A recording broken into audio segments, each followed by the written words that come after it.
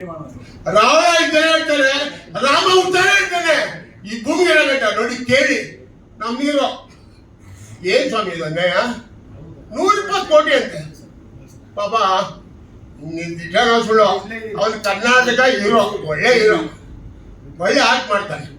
ಅವನಿಗೆ ಇಲ್ಲಿ ಬೆನ್ನಿಗೆ ಔಷಧಿ ತಗೊಂಡು, ಇಲ್ಲಿ ಬೆನ್ನಿಗೆ ಔಷಧಿ ತಗೊಂಡು ಒಂದ್ಸಲಿ ಸಣ್ಣ ಆಗ್ಬೇಕು, ಒಂದ್ಸಲಿ ದಪ್ಪ ಆಗ್ಬೇಕು, ಒಂದ್ಸಲಿ ತಿರುಗಿಸ್ಬೇಕು, ಒಂದ್ಸಲಿ ನಾನು ತಿರುಗಿಸ್ಬೇಕು ಅಂದ್ಬಿಟ್ಟು 5 ವರ್ಷ ಆಯ್ತು ಪಿಕ್ಚರ್ ರೆಡಿ ಆಗಿ.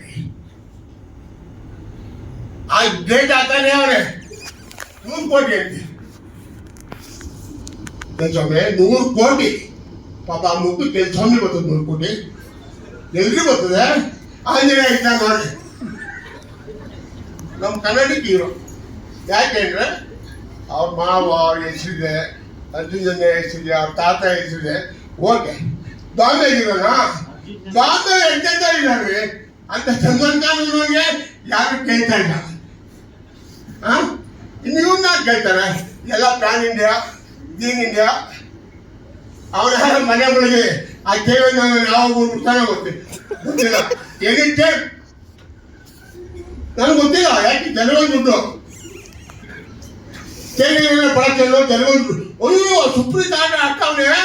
ನನ್ನ ಭರ್ಜರಿ ಪಿಕ್ಚರ್ ತಗೊಂಡು 10 ಗೊತ್ತಿಲ್ಲ ಸರ್ ನಮ್ಮ ಆಫೀಸಲ್ಲಿ 15 ಕೋಟಿ ತಗೊಂಡಿಲ್ಲ ಪಿಕ್ಚರ್. 15 ಕೋಟಿ ಕೊಟ್ಟ, 3 ಕೋಟಿ ಇತ್ತಪ್ಪ ಅಂದ್ರೆ